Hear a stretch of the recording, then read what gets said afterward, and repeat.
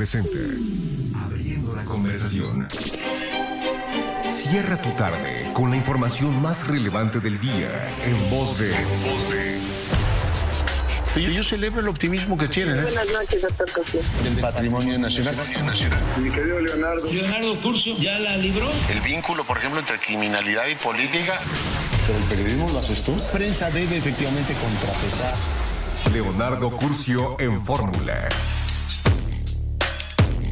Muy buenas noches, saludo con gran cariño al auditorio de Telefórmula, que en este momento se enlaza con los agos de esta emisión. Agradezco mucho que nos sigan a través de la radio, por supuesto plataformas de internet. Les deseo que tengan un año espléndido. Y bueno, esta imagen que estábamos viendo es de la película El Bohemio. Si usted no la ha visto, se la recomiendo ampliamente. El Congreso de la Ciudad de México rechazó la ratificación de Ernestina Godoy como fiscal general de la capital. No alcanzó la mayoría, surtió efecto la presión que tuvieron sobre el PRI. Tuvieron 2 votos de priistas, Mónica Fernández César y Wesley Chantal Jiménez, votaron con la mayoría, pero no consiguieron el voto en este caso para ratificar a la fiscal. Ella rendirá su cuarto informe de labores en su último día frente a la Fiscalía. Xóchitl Gálvez celebró la decisión del Congreso capitalino, indicó que la impartición de justicia en México debe ser autónoma. La oposición también celebró la decisión. Ricardo Monreal destapó a Ernestina Godoy como posible candidata al Senado de la República. La canciller Alicia Bárcena hoy inauguró la reunión de embajadores y cónsules correspondiente este año. Discurso, hace un momento platicamos con Miguel Ruiz Cabañas sobre el particular, en el que habló de varios temas. La relación con Estados Unidos, adelantó que el 19 de enero se va a reunir efectivamente la comisión para llevar los temas migratorios, la de alto nivel en Washington. El tema a tratar será el migratorio. Habrá también año dual, habló de una posible visita de Estado de Lula, año dual entre México y Brasil, una visita de Estado de Lula a México. Habrá también, dijo ella, la posibilidad de tener un acuerdo modernizado con la Unión Europea hacia finales del año. Y bueno, pues el desafío que tenemos en materia migratoria. Hizo un énfasis muy particular en la feminización de la política exterior. Dijo que, bueno, pues a pesar de que hay muchos avances, la presencia de mujeres en el ámbito público no ocurre así en nuestras representaciones diplomáticas, y dijo que vendrán pues novedades. Anunció también la estrategia migratoria de México, dijo para que le hagan pedazos. El proyecto Colmena, lamentablemente, que el que despegó esta mañana a bordo de la nave Peregrine se desvió de su órbita y bueno, pues no ha conseguido su objetivo, lo cual lamentamos y lamentamos mucho. Hoy inició la reducción de operaciones en el Aeropuerto Internacional de la Ciudad de México, bajan de 52 a 43. Usted sabe que los edificios estaban saturados. Le comento que 3,000 migrantes en la caravana Éxodo de la pobreza, que había sido disuelta el 3 de enero, retomaron su camino hacia Estados Unidos porque dicen que México no ha cumplido con otorgar visas humanitarias, lo cual no es, por supuesto, un asunto menor. Sandra Cuevas propone, ¿sabe qué? Que la alcaldía Cuauhtémoc sea sea declarada la capital de la Ciudad de México, que la Ciudad de México ya sería como una especie de entidad federativa para todo efecto práctico, y tendríamos una capital que sería Cuauhtémoc. Habrá que ver si vuela o no esta iniciativa. Elisabeth Borne, primera ministra de Francia, presenta su dimisión. El presidente Macron la acepta. Siguen las negociaciones por todo lo alto para tratar de reducir el impacto de una guerra que podría ampliarse al Líbano, los ataques israelíes a aquella parte del mundo. Me permite que hagamos una breve pausa, regresamos en un instante. Con la información, en un momento más nos ocupamos de la situación en Argentina, donde, bueno, pues el presidente Milei confirmó que arrancó el día de hoy la reunión con la delegación de alto nivel del Fondo Monetario Internacional. Están renegociando vencimientos que tenían para los próximos días, vencimientos millonarios. Antes te saludo, Cintia Dávalos, ¿cómo estás? Hola, muy buenas noches, doctor. Muy bien, pues un gusto poder estar aquí. ¿Qué novedades tenemos? Pues ya la Fiscalía General del Estado de Guerrero informó que 4 de las 12 personas que fueron privadas de su libertad el pasado 23 de diciembre en el relleno sanitario de Taxco, Guerrero, ya fueron localizadas con vida. Afortunadamente, pues falta localizar a las otras personas, pero bueno, 4 de las 12 ya fueron localizadas. Bueno, y seguimos también con temas. El Papa hizo un llamado a la comunidad internacional a prohibir la práctica de los vientres de alquiler. Las madres estas o los subrogadas, los embarazos subrogados, hizo un llamado a que esto no se haga. El Papa ya había hecho una serie de pronunciamientos sobre el particular, pero fue muy claro llamando a la comunidad internacional a que esto lo prohíban. Yo creo que va a generar una conversión muy importante en muchos países en donde ya se ha legislado sobre el particular. Juan Verano, adelante.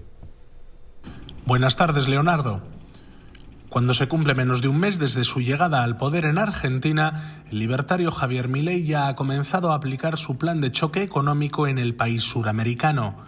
No hay plata, aseguró el mandatario en su primer discurso presidencial del pasado 10 de diciembre. De momento, ha cumplido con su receta. El 20 de diciembre, coincidiendo con la primera jornada de protestas contra su gobierno, Milei anunció un decreto de necesidad y urgencia con más de 300 reformas que afectan a los ámbitos más diversos del país, el conocido como DNU. Desde privatizaciones de las empresas públicas argentinas, como la petrolera YPF, la televisión pública o Aerolíneas Argentinas, hasta la derogación de leyes medioambientales o la apertura de posibilidades para que los clubes de fútbol puedan convertirse en sociedades anónimas. El mismo día de su anuncio, en Buenos Aires y otras ciudades del país, volvió a oírse el ruido de los cacerolazos, la forma de protesta popular que se hizo conocida mundialmente durante la crisis del año 2001. Una semana después del DNU, Milei afrontó una nueva reforma en profundidad del Estado argentino. Con su ley ómnibus de más de 600 puntos, el Ejecutivo pretende acumular poderes del Legislativo en el marco de una situación de emergencia que podría extenderse hasta el año 2027. Por el momento, Milei y los libertarios se están topando con 3 escollos para sacar adelante sus reformas.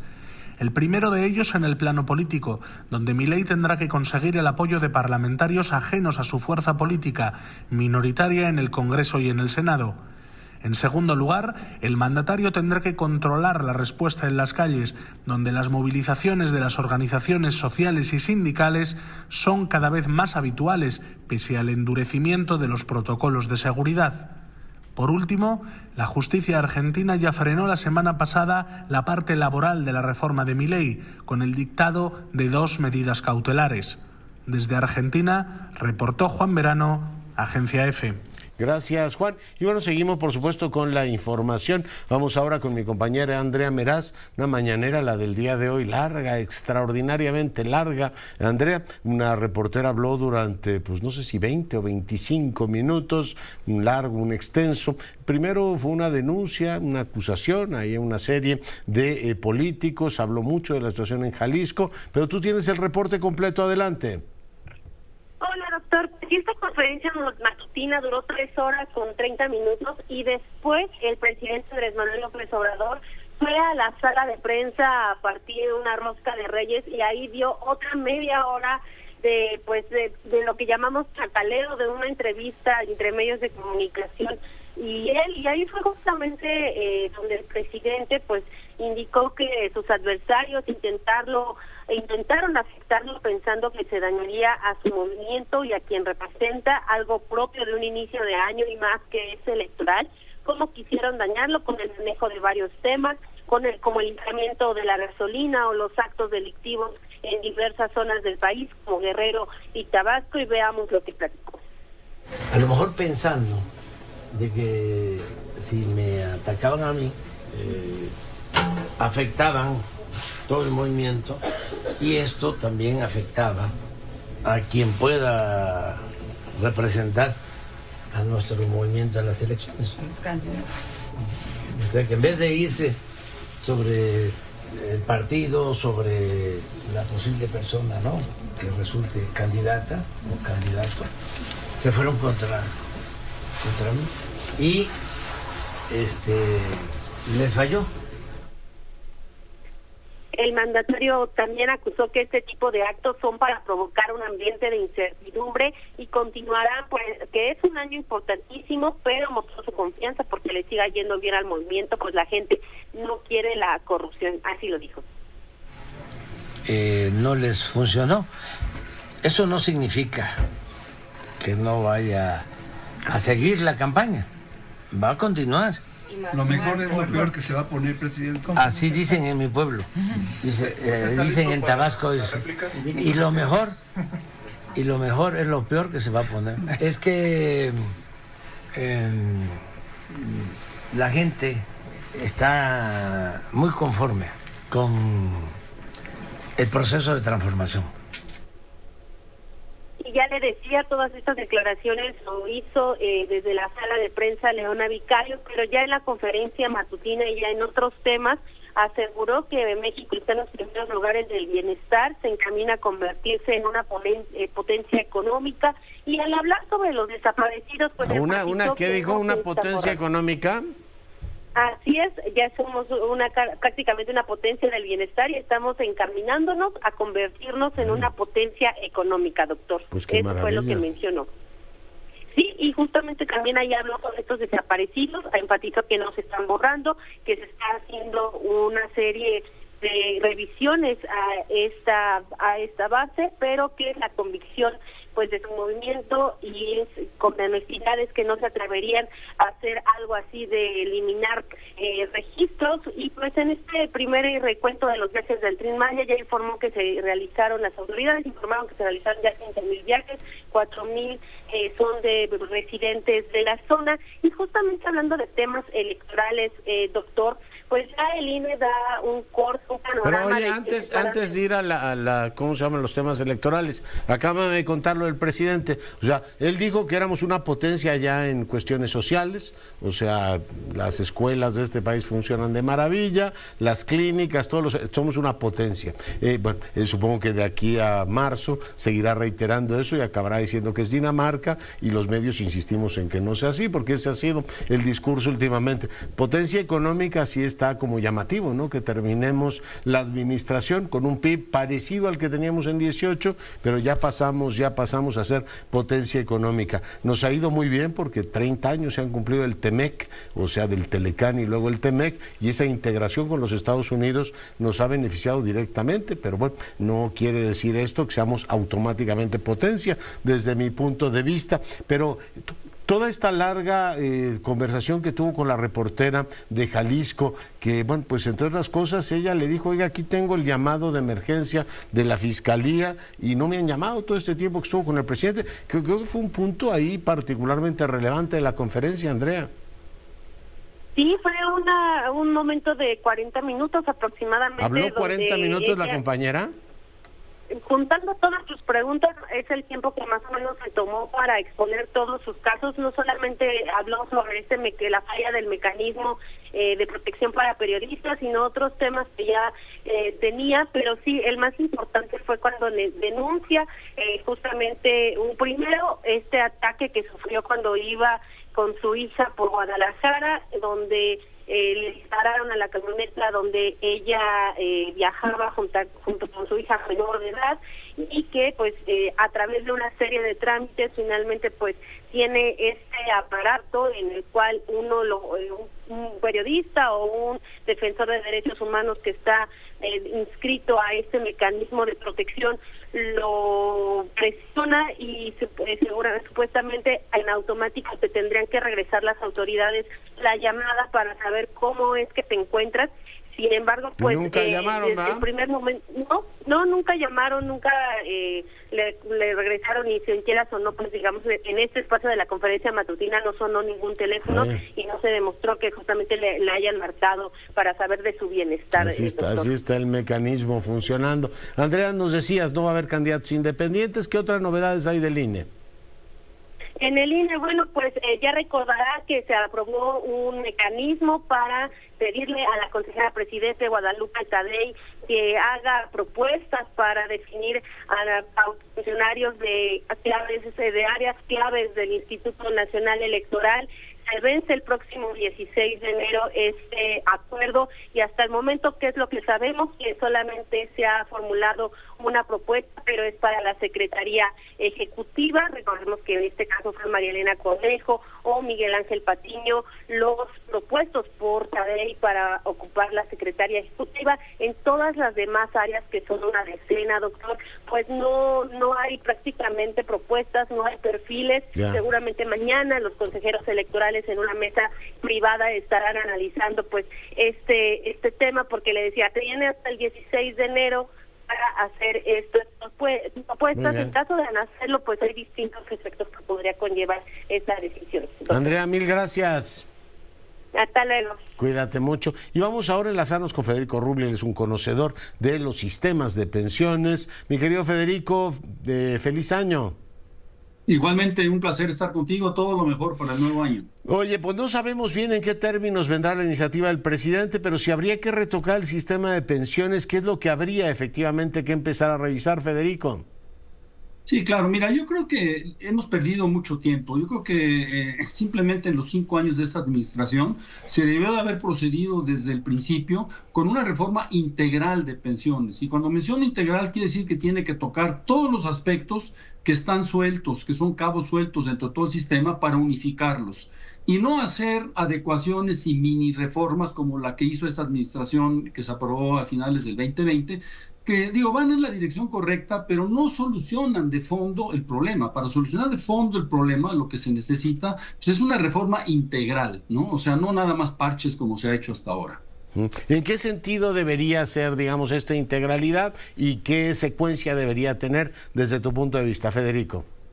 Mira, yo creo que esta integralidad tiene que partir de que se tienen que unificar los diferentes sistemas y pilares de pensiones que se tienen que unificar en uno solo. Un pilar muy importante es obviamente el de la pensión de los adultos mayores, pero ese es uno nada más. Tiene que haber otros pilares que también andan por ahí. Por ejemplo, en el sistema IMSS pues está el pilar que es el de la contribución definida, ¿no? Y luego está también el pilar del ahorro voluntario. De alguna manera no se ha podido incorporar los incentivos para que el trabajador ahorre voluntariamente para poder incrementar su pensión. Entonces, estos 3 sistemas o 4 pilares que existen, lo que tiene que suceder es que se tienen que hablar entre sí, tienen que conectarse entre sí y no estar solamente de manera independiente. Y la verdad es que cualquier sistema de pensiones que sea integral tiene que cumplir con los 4 criterios a nivel universal que se conocen, ¿no? Que es el de la adecuación, o sea, que tiene que ser la tasa de reemplazo suficiente, que es lo que el presidente ayer le preocupaba, ¿no? La sostenibilidad fiscal, que es muy importante, porque finalmente es una cuestión de recursos, ¿no? Tiene que haber recursos para poder financiarlo. La cobertura, en un país que tiene 60% de informalidad, pues imagínate a cuánta gente dejamos fuera del sistema. Hay que idear dentro de esa integralidad una cobertura para los informales, ¿no? Y finalmente, pues esta cosa, que no deben de estar fragmentados todos estos sistemas, ¿no? Entonces, creo que en ese sentido tendría que haber habido ya una reforma, es urgente. Tenemos ya varios años hablándola, se habló desde el sexenio pasado, se habló a principios de este gobierno, y simplemente no se ha avanzado de lo que se debió de haber podido hacer. Ya. Oye, y del sector público habría que integrarlo también, porque ellos tienen también, en el caso del sector público, varios segmentos, ¿no? Varios sistemas. Los militares tienen la suya, está el ISSSTE, por supuesto, y entiendo que las paraestatales tienen también su propio sistema de retiro, Federico. Sí, tienes toda la razón. Esa es una gran preocupación. O sea, simplemente las universidades estatales, que son varias decenas de universidades estatales, cada una de estas universidades tienen prácticamente su propio sistema de pensiones, y todos esos sistemas públicos, inclusive a niveles estatales, a niveles de municipio, están bajo el sistema anterior, que es el sistema de beneficio definido, que es un sistema que probó ser en todo el mundo insostenible financiera y fiscalmente, ¿no? Por eso vinieron todas estas reformas, y también fue lo que alentó la reforma en México, ¿no? Pero no se ha avanzado en eso. Avanzamos en la reforma del IMSS, en el 97, luego en el ISSSTE en el 2005-2006, ¿no? Pero no hemos tocado todos estos sistemas que algunas clasificaciones dicen que son como 102 sistemas. En lo que tienes, súmale los estados, las universidades, como mencionábamos, municipios, paraestatales, el sector militar. En fin, o sea, todo eso tiene que integrarse. Por eso esa integralidad tiene que hablar de un sistema nacional de pensiones, ¿no? Un sistema nacional de pensiones que unifique todo esto bajo una ley marco de pensiones. Ya, pues así estamos, Federico. En cuanto el presidente mande efectivamente su propuesta, te molestamos nuevamente para seguir conversando. Ninguna molestia y es un placer. Gusto en saludar. Gracias, Federico Ruble, hoy platicando con usted sobre este tema que el presidente perfiló, se soltó allá en Río Blanco, dijo, viene esto y viene también el tema de los salarios, ¿no? Y vincular, en el caso constitucionalmente, que el salario mínimo no puede crecer por debajo de la inflación. Cintia, ¿qué novedades tenemos? Pues doctor, en información internacional, una persona fue detenida tras estrellar un vehículo contra una verja exterior del complejo de la Casa Blanca. Escribió Next, un portavoz, también dice que poco antes de las 18 horas local, un vehículo chocó contra la reja en el exterior de la Casa Blanca. El conductor ya fue detenido y están investigando la causa y la forma de la coalición. Ya. Oye, y vamos a Guanajuato, si te parece, ya tenemos a Carlos Rosanov en el enlace. Parece que se confirma que es el hijo del Marro, que les ha dado dolores de cabeza a este gobierno desde el principio. Suponían que deteniéndolo a él se reduciría la violencia en Guanajuato y no ha ocurrido. Carlos, adelante. Leonardo, de nueva cuenta, muy buena noche. Bueno, pues ya está confirmado, fue detenido Luis Antonio, hijo de José Antonio Yepes alias El Marro. Fuentes de la Fiscalía del Estado de Guanajuato confirmaron, pues de manera extraoficial, aunque ya es un hecho, de la manera oficial será cuando el fiscal Carlos Amarripa dé a conocer la detención, pero de manera extraoficial fuentes allegadas a un servidor ya me confirmaron que sí fue detenido el hijo del Marro, Luis Antonio, como te comento, el heredero del cártel de Santa Rosa de Lima, que fue detenido este domingo 7 minutos antes de las 4 de la tarde, cuando policías estatales realizaban este rondín de vigilancia sobre el camino de la comunidad San Antonio de los Morales, perteneciente al municipio de Juventino Rosas, cuando los uniformados se percataron de una camioneta en la que viajaban sujetos armados. Estos, al verse sorprendidos, comenzaron a disparar en contra de los policías, quienes inmediatamente repelieron el ataque. Durante la balacera, la camioneta se dio a la fuga y luego de una breve persecución pudieron detenerla, donde al final fueron detenidos por lo menos 3 personas. Se habla de un cuarto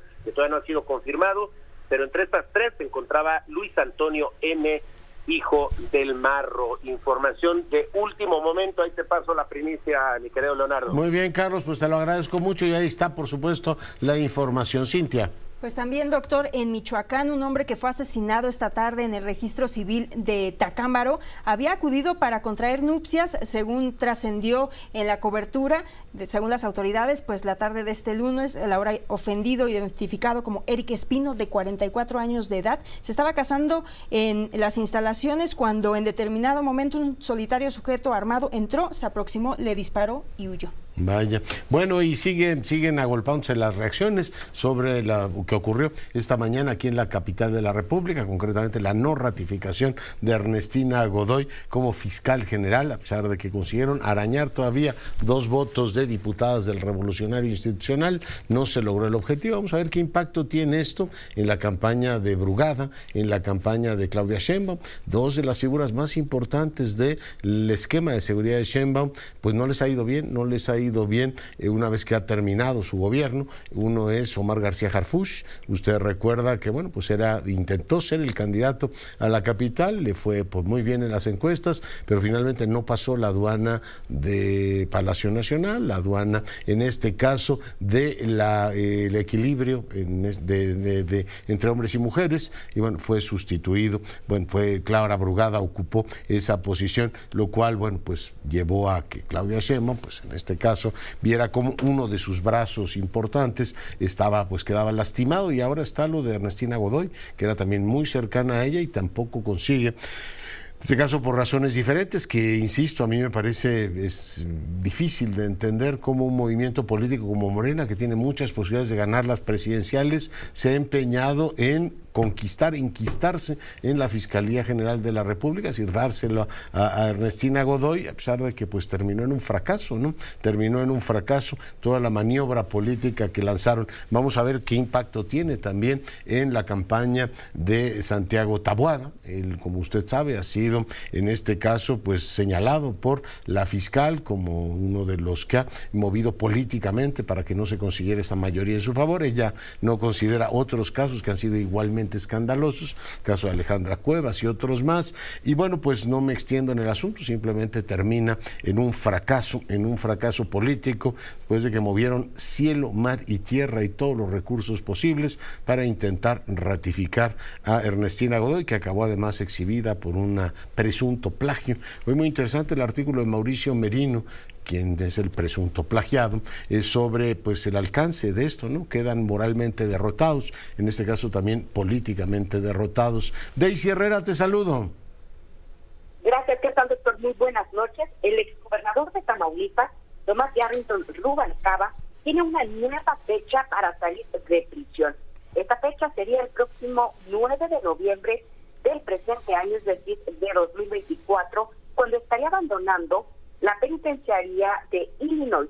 Esto tras argumentar un confinamiento solitario, es decir, en duras condiciones, por más de 6 años. Recordemos que al exgobernador de Tamaulipas, Tomás Yarrington, se le sentenció en marzo de apenas el año pasado, de 2023.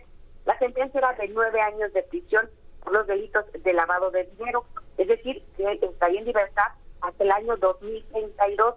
Sin embargo, sufrió pues una modificación esta sentencia y se dijo que saldría de prisión en diciembre de 2025.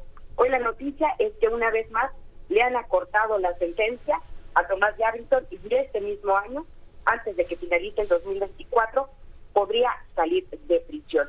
Ya nada más para poner un poquito de contexto, recordemos que él fue gobernador de Tamaulipas entre los años 1999 y 2004. Fue acusado en una corte de Brownsville, Texas, junto a un empresario y ex colaborador de él, Fernando Cano Martínez. Y pues bueno, hoy ya está en la posibilidad, es lo que nos dice la justicia norteamericana, de abandonar la prisión este mismo año, doctor. Él lo detuvieron en Italia, ¿no? Si no recuerdo mal.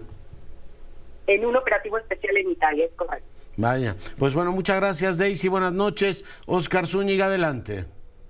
Anuncia la canciller Alicia Bárcena dentro de la 35ª reunión de embajadores y cónsules que este año se tendrá un complejo proceso electoral en México, donde se espera vencer a los mercaderes del miedo. Además, se tendrá la coincidencia de las elecciones de los Estados Unidos y agregó que por primera vez la Cancillería tendrá 23 de sus sedes, donde se podrá votar, enviar el voto por correo y también digital.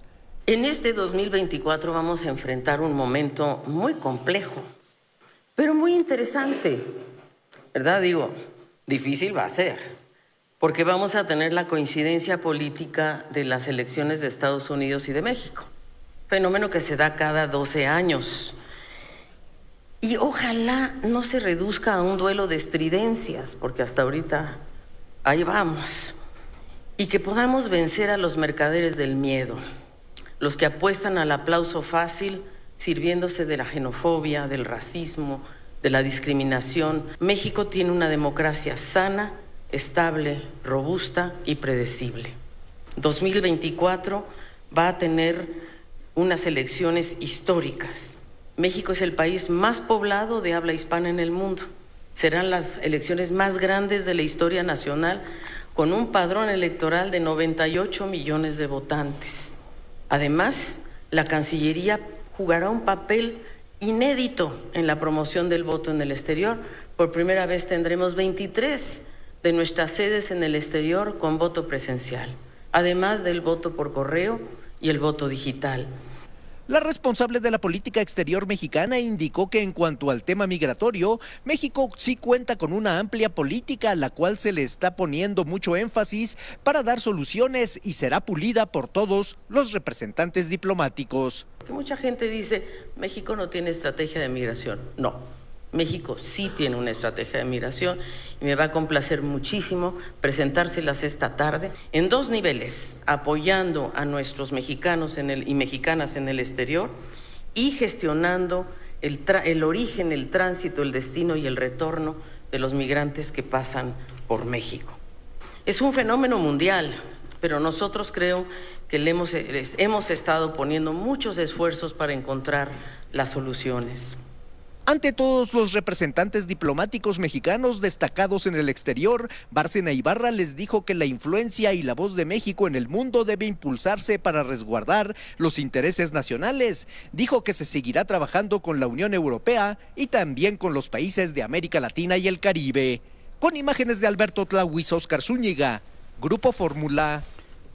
Bueno, y seguimos con la información que dice la ministra Batres. Cintia. Pues doctor, después de que la ministra Lenia Batres pidió el sábado a la Suprema Corte de Justicia de la Nación que su sueldo no exceda lo determinado por la Constitución y que en rechazo a alguno de sus seguros privados sea inscrita al ISSSTE, al respecto a través de X, da el siguiente mensaje: la Suprema Corte de Justicia de la Nación se niega a inscribirme al ISSSTE. También dice que la remuneración incluye las prestaciones de la persona servidora pública y que declaró en su momento la invalidez de diversos artículos de la Ley Federal de Remuneraciones de los Servicios Públicos, publicada en el Diario Oficial de la Federación el 5 de noviembre de 2018, pues el Poder Legislativo no estableció parámetros objetivos para fijar remuneraciones. Lo que no señala el oficio es que hay una nueva ley de remuneraciones vigente de 2021 que establece estos parámetros.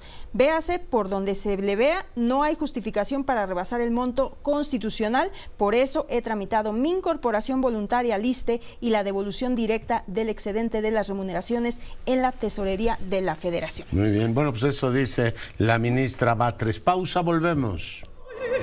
Seguimos con la información y con el análisis. Me enlazo con María Marván, ella preside el Consejo Rector de Transparencia Mexicana. Doctora, feliz año.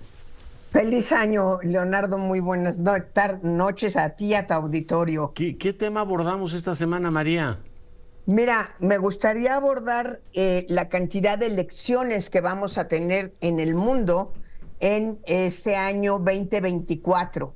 El periódico The Guardian sacó un artículo muy interesante al que le llamó el año del Super Bowl en elecciones, porque 76 países van a elecciones, 40 de ellos a elecciones nacionales, lo que significa que en este año 40% de la población mundial va a cambiar, en algunos casos a ratificar, pero a través de una elección, a su dirigente nacional, presidente o primer ministro, el nombre que éste tenga. Desde luego, entre las elecciones, entre los países más relevantes están Estados Unidos, Gran Bretaña, la India, Rusia, Irán. Tenemos países que están en guerra, como Ucrania, autocracias realmente, pero que de cualquier manera van a elecciones, lo que ahora en ciencia política les ha dado por llamar autocracias electivas, es decir, a pesar de que son autocracias como Rusia con Putin, donde prácticamente sabemos el resultado de la elección, de todas maneras hay un proceso electoral, lo mismo que este año lo habrá también en Venezuela. Como sabemos, el grado de transparencia de los procesos electorales varía mucho. México es de los países que ofrecen más información respecto a las elecciones. Se controla, o por lo menos se intenta controlar, el gasto de los candidatos y partidos políticos. Y creo que vale la pena hacer una reflexión sobre la interacción internacional, si me permites llamarlo así, que van a tener en las elecciones locales los temas que están vigentes. No podemos imaginar que en la elección de Estados Unidos no vaya a haber una influencia muy importante de la guerra de Ucrania contra Rusia, de la guerra de Israel y Hamás en el Medio Oriente, y por supuesto el tema migratorio en México. De la misma manera que ya empezó a influir en la campaña electoral actual y que va a influir a lo largo de todos estos 6 meses, el tema de la migración en la elección mexicana. Creo que vale la pena pensar como dos perspectivas de esta serie de procesos electorales. Llevamos por lo menos 2 décadas o 15 años, 16 años, hablando mucho de la desafección democrática y de la desilusión democrática porque los partidos políticos no satisfacen las demandas de los ciudadanos. Y aún así, 40% de la población mundial este año elegirá a su dirigente nacional a través de procesos electorales.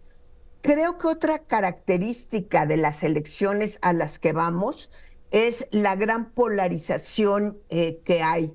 Creíamos ya superado el tema de la Guerra Fría, creo que hoy estamos en otro elemento, pero claramente empieza a haber una polarización ideológica importante en las ofertas partidarias, en donde en muchas de las elecciones lo que está en juego no es nada más qué partido o qué candidato o candidata ganará las elecciones, sino que tenemos realmente una suerte como de referéndum frente al mismo proceso democrático. Creo que en este sentido, otra vez Estados Unidos y México van a ser paradigmáticos en esta polarización y en esta tensión. En gran medida se está planteando la elección como la ratificación de la democracia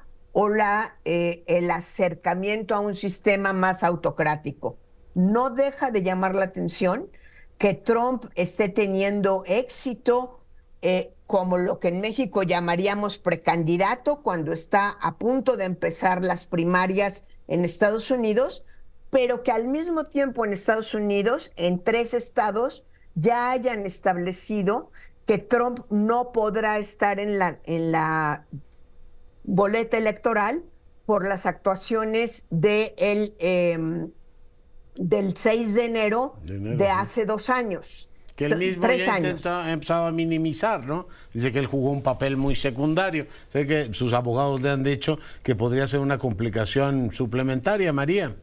Parece ser que ya va a ir el tema a la Suprema Corte dentro de Estados Unidos, pues porque no podemos imaginarnos que 3 estados digan que no puede estar en la boleta y que en realidad él gane las primarias. Entonces, será un tema que tiene que resolver la Suprema Corte, que hay que recordar que es una Suprema Corte que está dominada por conservadores, muchos de ellos puestos por el propio Trump.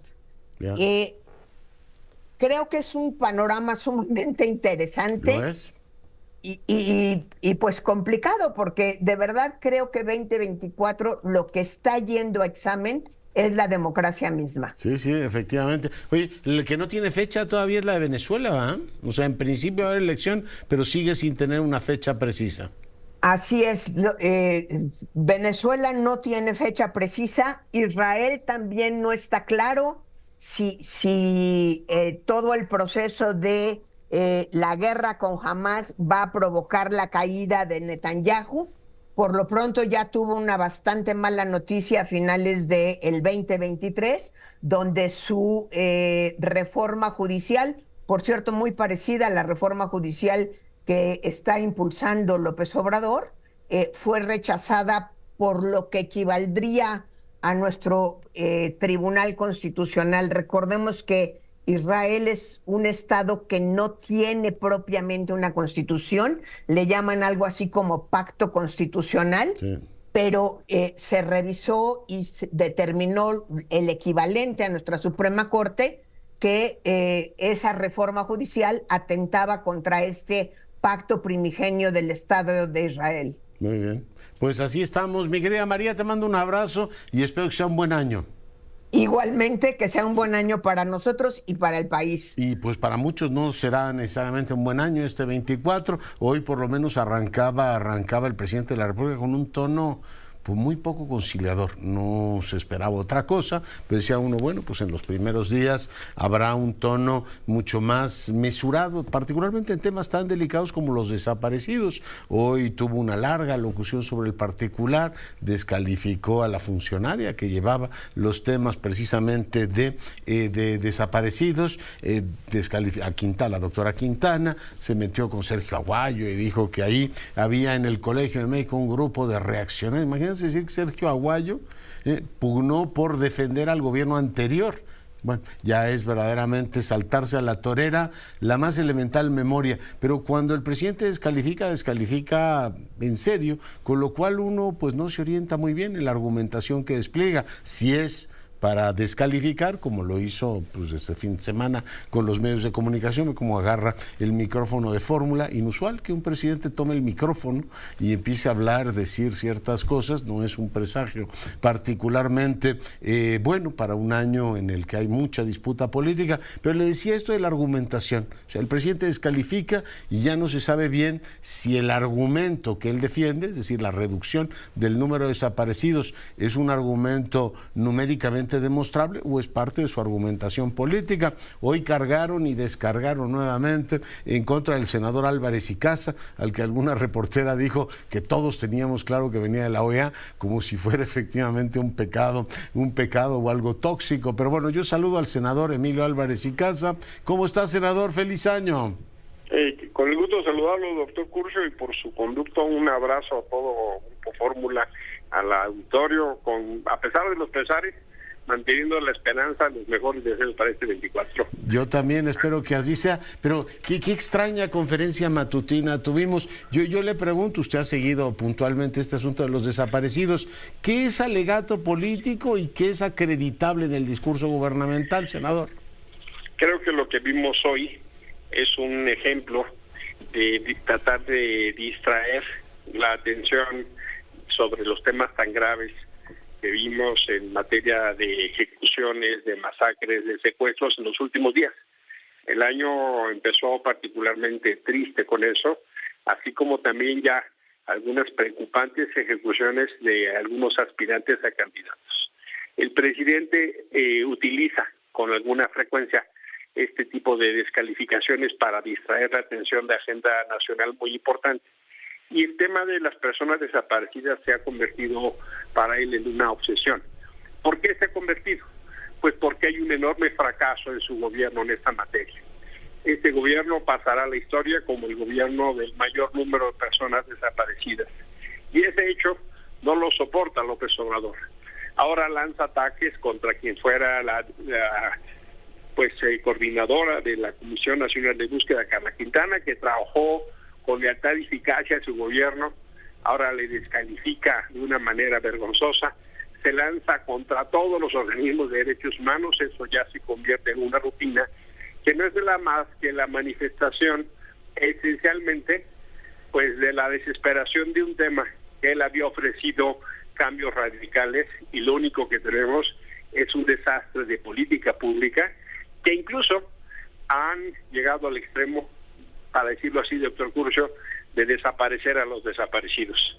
Han borrado del registro público 20,000 nombres y ahora tendrán que darle cuenta a muchas familias, porque si dicen que esas personas existen, van a tener que darles el paradero, el nombre. Ojalá así fuere, porque evitarían mucho sufrimiento, pero creo que es más bien un discurso político que una realidad. Pero hay posibilidad de decir que estos 70,000 que se supone que reubican o que no necesariamente han tenido contacto con ellos, pero los mandan a una carpeta diferente, o sea, en principio estarían o en prisión o muchos de ellos estarían muertos, no sabemos bien en qué año se tendría que clasificar, pero ¿es atendible esa argumentación del gobierno, senador? No es atendible, y esa es una metodología que copiaron de la Ciudad de México. Claudia Sheinbaum en su momento y luego Martí Batres hicieron una metodología para reclasificar. ¿Cuál era la diferencia? Nada más para que tengamos claro. La Comisión Nacional de Búsqueda reportaba 6 veces más que lo que reportaba la Ciudad de México. Andrés Manuel López Obrador citó a todos los gobernadores de Morena en Palacio Nacional para reproducir la metodología de la Ciudad de México, y ahora vemos los resultados. Él quiere pasar a la historia no como la persona que procura justicia, que alivia el dolor y responde a las víctimas, sino sencillamente como la que de un plumazo desaparece a los desaparecidos. No. Senador, ¿algún apunte más? Pues yo lo que diría es muy penoso que el presidente se dedique a atacar a personas defensoras de derechos humanos. El caso de Sergio Aguayo me parece realmente indigno las palabras del presidente. Ojalá él entendiera que tiene un mandato de velar por la unidad y no descalificar a quien con su vida profesional ha demostrado una conducta intachable. Al presidente le molesta el trabajo de los defensores de los derechos humanos porque ponen dedos en la llaga, y eso es lo que él no puede soportar. Qué lamentable, pero ojalá rectificar. No pierdo la esperanza, porque la verdad de las cosas es que no es descalificando al mensajero como se corrige la realidad. Así es. Senador, mil gracias por el enlace y feliz año.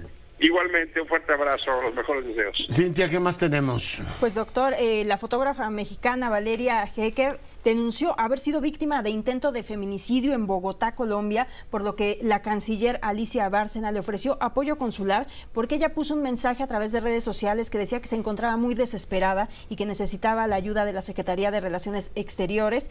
Dice: fui víctima de un intento de feminicidio estando de visita en Colombia por un estadounidense residente de ese país. Por favor, ayuda. Esto lo escribió el pasado 5 de enero. Ese mismo día, Bárcena compartió su publicación en la red social X y escribió que había solicitado a la directora general de Protección Consular y Planeación Estratégica, Vanessa Calva, que la contactara cuanto antes. Ese mismo día, Calva Ruiz le pidió que le enviara un mensaje directo para que le diera la forma de contactarla. Ya posteriormente, en su cuenta de Instagram, el sábado 6 de enero, ella confirmó que estaba en el país ya con sus familiares y agradeció todo el apoyo de la canciller Alicia Bárcena, de Calva y de quienes la apoyan, aunque pues previó que vienen tiempos difíciles, pero sabe que no está sola.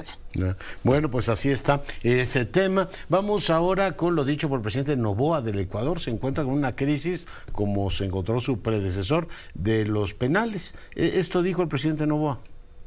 Ecuatorianos, se acabó el tiempo en el que los condenados por narcotráfico, sicariato y el crimen organizado le dictaban al gobierno de turno qué hacer. Lo que estamos viendo en las cárceles del país es el resultado de la decisión de enfrentarlos. Por eso, desde el gobierno hemos emprendido acciones que nos permitan recuperar el control de los centros de privación de libertad que se ha perdido en los últimos años. Y en respuesta, estos grupos narcoterroristas pretenden amedrentarnos y creen que cederemos ante sus demandas. He dado disposiciones claras y precisas a los mandos militares y policiales para que intervengan en el control de las cárceles. Acabo de firmar el decreto de estado de excepción para que las Fuerzas Armadas tengan todo el respaldo político y legal en su accionar. Hago un llamado a la ciudadanía, ya que esta lucha es de todos y que también les den su respaldo. Lo que vivimos es una muestra de que las cosas deben cambiar en el país y que las leyes que tenemos no son suficientes para vivir en paz, por lo que no hay espacio para políticos oportunistas que buscan sacar crédito a costa de una crisis de seguridad penitenciaria. Nosotros no vamos a negociar con terroristas, ni descansaremos hasta devolverle la paz a todos los ecuatorianos. Eso dijo el presidente, flamante presidente de Ecuador. Y el presidente Arévalo, en este caso de Guatemala, presentó su gabinete. Vamos con esta información. El presidente electo de Guatemala, Bernardo Arévalo de León, presentó este lunes a su gabinete de gobierno compuesto por 7 hombres y 7 mujeres, para iniciar a partir del próximo 14 de enero tras su investidura. Las personas que están aquí delante de ustedes, los ministros que han sido seleccionados fundamentalmente a partir de criterios personales de competencia, de capacidad y de honradez, y no están representando a ningún sector, a ningún partido. El equipo de Arévalo de León está conformado por 14 funcionarios, entre los que destacan académicos, periodistas y otros que ya han laborado como ministros en el pasado. Esta es la primera vez que existe un gabinete en Guatemala con paridad de género, y Arévalo de León aseguró que buscarán integrar más a personas de distintas culturas durante su mandato. Para la Cancillería de Guatemala, el presidente electo nombró al experimentado diplomático Carlos Martínez, mientras que en otras carteras importantes como Salud fue asignado Oscar Cordón Cruz y Jonathan Mencos al frente de Finanzas. Según el mandatario, el mayor reto del nuevo gabinete será recuperar las instituciones debilitadas por la corrupción. Durante el evento, Arévalo de León fue cuestionado por el nombramiento de Jazmín de la Vega como ministra de Comunicaciones por sus vínculos con la Cámara Guatemalteca de la Construcción y las élites económicas del país. El presidente electo aseguró que no recibió ningún tipo de presión para el nombramiento de los funcionarios presentados este día. Este domingo, Arévalo de León asumirá la administración 2024-2028 en sustitución del actual mandatario Alejandro Yamatei. Bueno, y con esto nos vamos, Cintia. Nos vamos, doctor, que tengan una excelente semana. Cuídese mucho y sea rabiosamente feliz. Se lo merecen.